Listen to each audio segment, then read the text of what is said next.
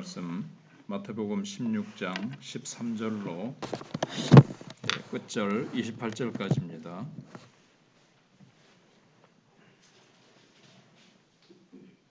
마태복음 16장 13절로 28절입니다.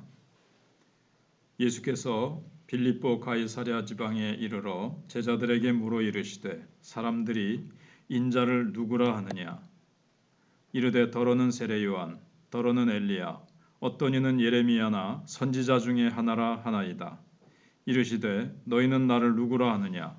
시몬 베드로가 대답하여 이르되 주는 그리스도시요 살아계신 하나님의 아들이시니이다. 예수께서 대답하여 이르시되 바요나 시몬아 내가 복이 있도다. 이를 내게 알게 하니는 혈육이 아니요 하늘에 계신 내 아버지시니라. 또 내가 내게 이르노니 너는 베드로라. 내가 이 반석 위에 내 교회를 세우리니 음부의 권세가 이기지 못하리라. 내가 천국 열쇠를 내게 주리니 내가 땅에서 무엇이든지 매면 하늘에서도 매일 것이요 내가 땅에서 무엇이든지 풀면 하늘에서도 풀리리라 하시고 이에 제자들에게 경고하사 자기가 그리스도인 것을 아무에게도 이르지 말라 하시니라. 이때로부터 예수 그리스도께서 자기가 예루살렘에 올라가 장로들과 대제사장들과 서기관들에게 많은 고난을 받고 죽임을 당하고 제3일에 살아나야 할 것을 제자들에게 비로소 나타내시니 베드로가 예수를 붙들고 항변하여 이르되 주여 그리 마옵소서 이 일이 결코 죽게 미치지 아니하리이다. 예수께서 돌이키시며 베드로에게 이르시되 사탄아 내 뒤로 물러가라. 너는 나를 넘어지게 하는 자로다. 내가 하나님의 일을 생각하지 아니하고 도리어 사람의 일을 생각하는도다 하시고 이에 예수께서 제자들에게 이르시되 누구든지 나를 따라오려거든 자기를 부인하고 자기 십자가를 지고 나를 따를 것이니라. 누구든지 제 목숨을 구원하고자 하면 잃을 것이요 누구든지 나를 위하여 제 목숨을 잃으면 찾으리라. 사람이 만일 온 천하를 얻고도 제 목숨을 잃으면 무엇이 유익하리요? 사람이 무엇을 주고 제 목숨과 바꾸겠느냐?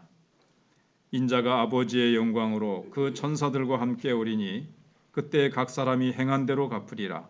진실로 너희에게 이르노니 여기 서 있는 사람 중에 죽기 전에 인자가 그 왕권을 가지고 오는 것을 볼 자들도 있느니라. 아멘. 마태복음 전체에서 이 오늘 16장 13절은 예수님의 사역의 이 분기점이 된 사건을 다루고 있습니다. 마태복음을 딱 2등분한다면 오늘 16장 13절에서 새로운 시점으로 바뀌는 아주 중요한 부분이고 예수님은 바로 오늘 이 사건을 향해서 제자들을 인도해 오셨으며 또 이 시점을 기해서 나의 사명이 뭐냐? 그러니까 예수님 자신의 사명과 운명의 성격, 십자가를 지신 다음에 부활하실 것이고 또 세상을 위한 하나님의 나라는 어떻게 이루어질 것인가를 밝혀주십니다. 그러면서 예수님은 제자들에게 사람들이 인자에 대하여 자신에 대하여 뭐라고 하느냐고 묻기 시작하셨습니다. 근데 군중들은 확실히 알지 못하고 있었습니다. 예수님을 많이 따라다녔지만 그들은 진리를 추구는 하고 있었지만 분명하게 그리스도이신지 메시아인지 알고 있지는 못했습니다. 그런데 제자들은 이제 하나님 아버지의 은혜로 예수님을 알아보았습니다. 그래서 베드로의 입을 통하여 베드로만이 아니라 베드로가 대표로 해서 제자들은 주는 그리스도시요 살아계신 하나님의 아들이시다라고 바른 대답, 참된 고백을 했습니다. 이 고백으로 말미암아 드디어 어두운 세상에 이제 싹이 트기 시작하는 겁니다. 그리고 베드로는 이 참된 고백을 한 첫사람입니다. 그래서 예수님은 베드로를 축복하시죠. 바요나 시몬아 내가 복이 있도다. 예수님께서 베드로를 축복하신 것은 하나님 아버지께서 친히 베드로에게 하나님의 아들 메시아라는 것을 계시해 주셨기 때문이라는 것입니다. 근데 이 계시는 여기서 끝나지 않고 예수님에 의해서 계속됩니다. 또 내가 네게 이르노니 너는 게바라. 내가 이 반석 위에, 이 게바가 반석이죠. 그러니까 이 게바 위에 내 교회를 세우리니 너의 이 신앙 고백, 그리고 이 신앙 고백을 하는 베드로와 그 제자들 위에다가 교회를 세우시겠다는 그런 이제 계시의 말씀을 주십니다. 지금까지 구약 시대 때는, 또 지금 구약 시대부터 지금까지는 하나님을 만나는 곳이 성전이었습니다. 그런데 지금부터는 이 참된 고백을 하는 이 베드로가 기초가 되어서 이제 이 교회를 세우시고, 교회를 통해서 이제 우리가 하나님을 만나는 곳이 된다는 겁니다. 그래서 복음서 중에서는 예수님이 처음으로 교회에 대해서 언급을 하시는 장면이 여기이기 때문에 오늘 본문이 그래서 13절부터 오늘 20절까지가 아주 중요한 본문입니다.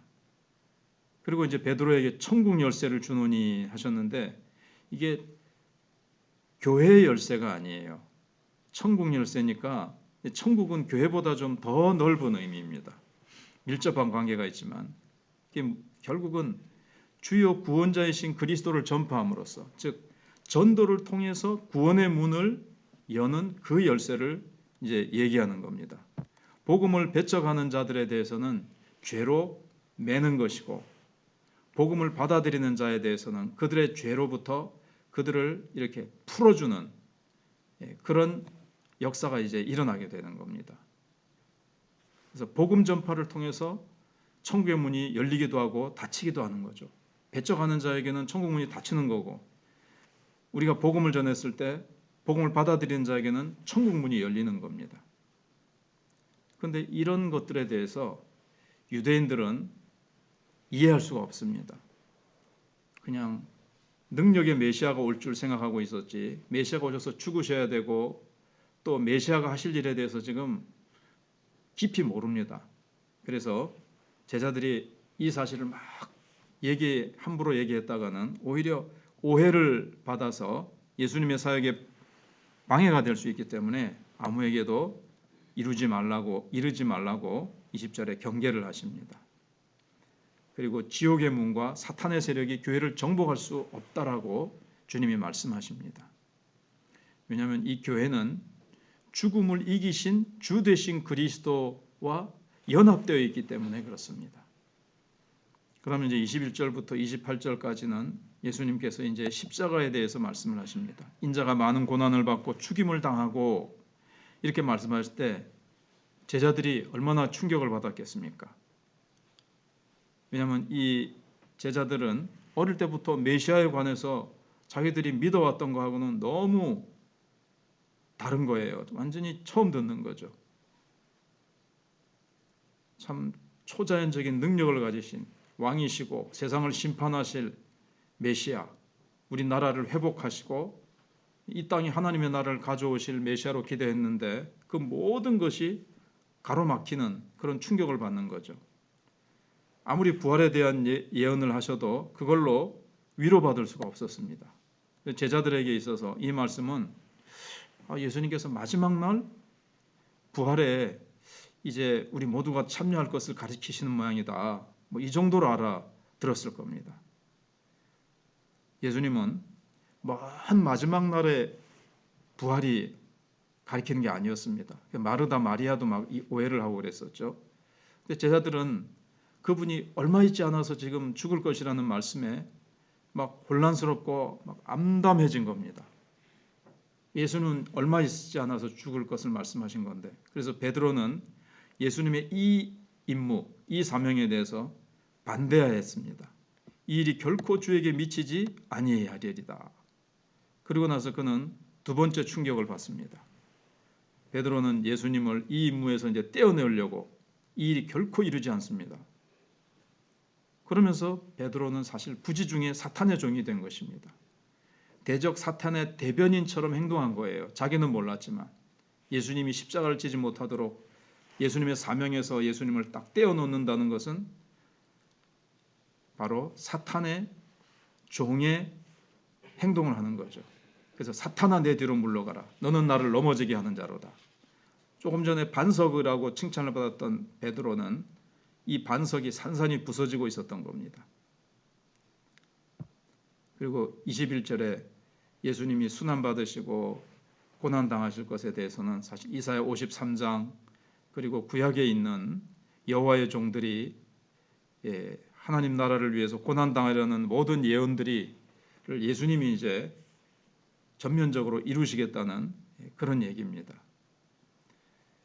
예수님이 이제 고난을 당하실 것이다 하는 내용이지만 구약 시대 때 복음을 위해서 하나님 나라를 위해서 고난받은 모든 종들을 계속 고난을 받았는데 바로 예수님의 이 고난을 받는 이 복음 때문에 다시 부활하실 복음 때문에 다들 고난을 받았는데 예수님이 이제 그 모든 것에 최종적으로 이제 고난을 받게 되신다는 그런 내용입니다. 그리고 한 가지 더 충격적인 말씀을 예수님이 주셨어요. 그게 뭐냐 하면 제자들에 대해서도 너희들도 십자가를 지고 나를 따라야 된다. 십자가를 지고 가시는 예수님의 운명을 너희들도 나누어 지고 따라오라. 이렇게 24절에 말씀을 하십니다. 모순처럼 보이죠. 생명을 얻기 위해서 죽어야 된다. 너희가 먼저 죽어야 참된 생명을 얻는다. 하나님 나라의 생명에 이른다.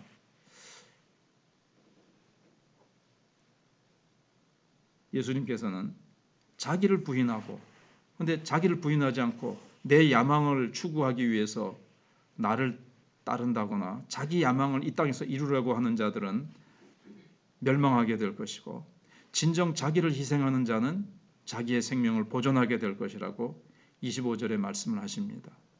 그래서 천하를 준다고 해도 어떻게 영원한 생명, 하나님 나라의 생명을 바꿀 수가 있겠습니까?